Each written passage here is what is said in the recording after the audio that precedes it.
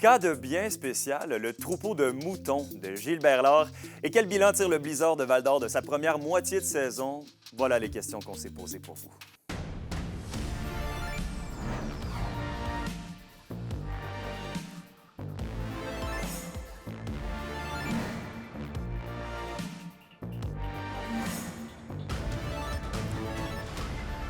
Bonjour tout le monde, ici Alexandre Cabana, très heureux de vous retrouver.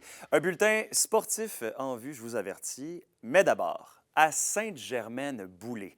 Les agneaux de Gilbert Laure font tourner bien des têtes et en effet décroché une prestigieuse distinction québécoise pour la qualité de son troupeau. William Maillet est allé y jeter un coup d'œil. Nourrir et prendre soin de ses agneaux matin et soir, voilà le quotidien depuis plus de 25 ans de Gilbert Laure. D'année en année, son troupeau a pris de l'expansion et aujourd'hui, la qualité de celui-ci a été reconnue avec une 3e place à l'échelle de la province. C'est un honneur, c'est une fierté parce qu'on travaille tellement fort à développer le mouton au Québec. C'est très intéressant. C'est grâce à la qualité de ses agneaux de race terminale que M. Laure a reçu pour une 2e fois cette distinction. C'est ça qui va permettre de développer la carcasse chez un agneau pour faire des belles pièces de viande. Un coup que ça va se rendre à l'épicerie. La ferme Gilbert Laure fait partie de la petite communauté d'éleveurs ovins d'Abitibi-Témiscamingue. Le métier est peut-être en voie de disparition. Autrefois 5 à Sainte-Germaine-Boulay, ils ne sont plus qu'une dizaine dans la région tout entière, même si le marché est en plein développement. Il en manque de l'agneau au Québec. Il y a beaucoup d'importations qui se fait encore pour toutes sortes de raisons. Beaucoup de consommateurs de l'agneau, ce sont les gens qui viennent de pays étrangers. Les Québécois, c'est en voie de se développer aussi. Des problématiques comme les coûts élevés de transport rendraient moins attrayant le fait de se lancer dans l'élevage de moutons en région. Il y a d'autres problèmes qui rentrent en ligne de compte, comme l'absence d'abattoirs et le manque de promotion par les organisations agricoles de notre région, parce qu'il y a des régions où le dynamisme du monde des moutons est pas mal plus stimulé que ce qu'on retrouve chez nous. Ancien fonctionnaire, Gilbert Laure n'échangerait contre rien au monde la fierté que lui apporte son troupeau. Ah, c'est des beaux animaux. J'aime beaucoup voir des animaux qui ont belle apparence. Ça permet aussi de se promener un peu. Aujourd'hui à la retraite, Gilbert Laure a comme projet d'agrandir son étable pour améliorer le confort de ses bêtes tout en gardant la même grosseur de troupeau. William Maillet, RNC Nouvelles, Sainte-Germaine-Boulay. Et au culturel, le Festival d'humour émergent possède la ville de Rouyn-Noranda jusqu'à samedi soir. Ce soir, il y aura le show Madamoché, la renaissance du documentaire, le Quick Game Mourir de rire et bien évidemment du karaoké pour finir la soirée au cabaret de la dernière chance. Les billets sont disponibles sur le site web du FHE et plusieurs spectacles gratuits sont offerts dans le quartier centre tout au long de la fin de semaine. Et au sport, c'est parti. Une première moitié de saison difficile pour l'équipe de soccer, le Blizzard de Val-d'Or. Bien que compétitive, l'équipe peine à obtenir des bons résultats. Zachary Desrosiers s'est penché sur le parcours de la formation jusqu'à maintenant. Avec une victoire en 8 matchs, le Blizzard de Val-d'Or se retrouve à la 15e position sur 16 équipes à sa première année dans la Ligue 3 senior masculine. Malgré tout, l'entraîneur-chef Patrick Lortie affirme que ses joueurs rivalisent avec l'adversaire. C'est sûr qu'on n'a pas le nombre de victoires qu'on aurait aimé avoir. Par contre, on a une victoire et un match nul et tous nos matchs ont été quand même très bien. On a été compétitifs, on a été capable de livrer la marchandise. Pour Patrick Lortie, l'horaire atypique des matchs est un aspect qui joue grandement en défaveur du Blizzard selon lui. Souvent, on manque de jeu en deuxième demi parce qu'on fait toujours, quand on va à Montréal ou à l'extérieur, c'est 2 matchs en 2 jours. Donc, le deuxième jour, on a souvent des blessures. Les gars sont plus fatigués, couchent à l'extérieur, couchent à l'hôtel, ce qui n'est pas le cas pour les équipes de Montréal qui viennent nous visiter, qui jouent un seul match. Le recrutement, c'est un peu plus difficile justement à cause du voyagement parce qu'il y a des gens qui travaillent là-dedans, c'est tous des adultes. Donc, il y a beaucoup qui travaillent les week-ends. C'est pas tout le monde qui est capable d'accompagner l'équipe. On doit aller chercher des réservistes dans les équipes un peu plus jeunes. L'équipe est déjà en mode solution et songe à quelques changements. Dès l'an prochain, Patrick Lortie parle d'inclure un club de réserve à la formation.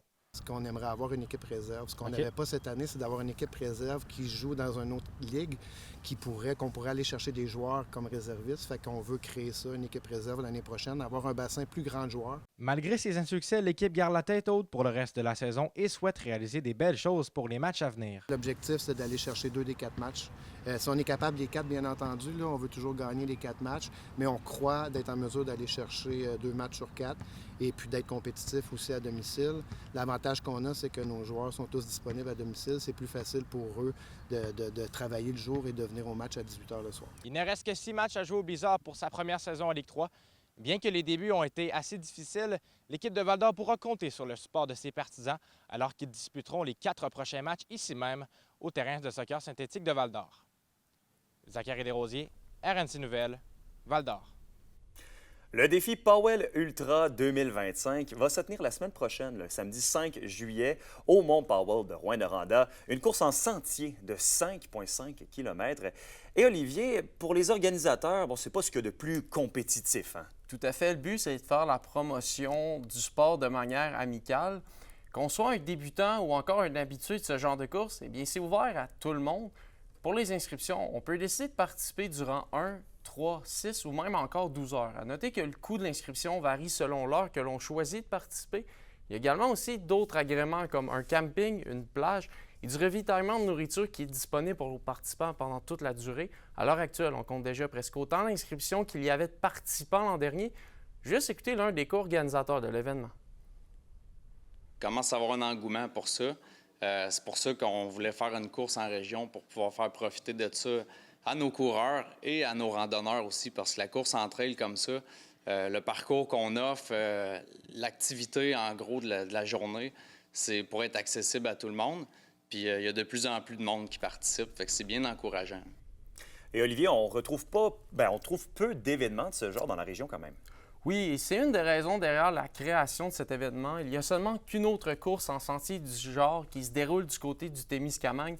Et avec la montée en populaire de ce sport, il est important pour les organisateurs d'offrir ce type de possibilités d'activité. Pour l'organisation, le plus important, c'est de faire bouger la population. On écoute les co-organisateurs Justin Langevin ainsi qu'Ève Blais-Cloutier. On voulait avoir un événement ici qui aiderait les gens à s'initier à ça. Fait que leur faire découvrir l'aspect non compétitif, l'aspect un peu différent là, qu'on voit en course là, sur route. Là.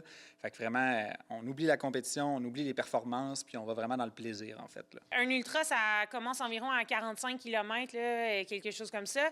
Fait qu'on est la seule course qui permet aux coureurs en région de faire autant de kilomètres, s'ils veulent, parce qu'ils peuvent faire 1, 2, 3, 4, 5, comme qui sont à l'aise à faire.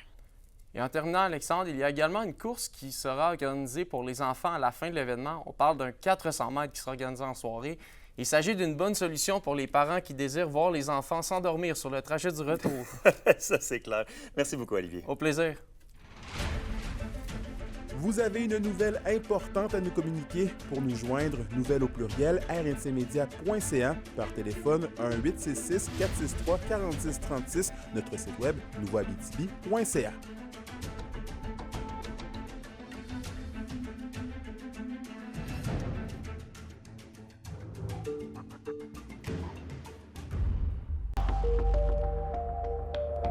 À la météo maintenant. Pour ce soir et cette nuit, ce sont les nuages qui vont dominer. Un minimum de 13 degrés plus au nord et de 14 degrés plus au sud. Pour ce qui est de la journée de demain, ce sera de la pluie sur l'ensemble des secteurs. Maximum de 19 degrés quand même pour l'Abitibi et de 15 degrés Celsius pour le Témiscamingue. Et finalement, en aperçu pour samedi, c'est, oui, encore de la pluie. Maximum de 23 degrés pour l'Abitibi et de 21 degrés Celsius pour le Témiscamingue. Et voilà, c'était vos informations régionales. Merci encore une fois d'avoir été des nôtres. Nous, on se dit à demain pour notre dernière de la semaine. D'ici là, prenez soin de vous.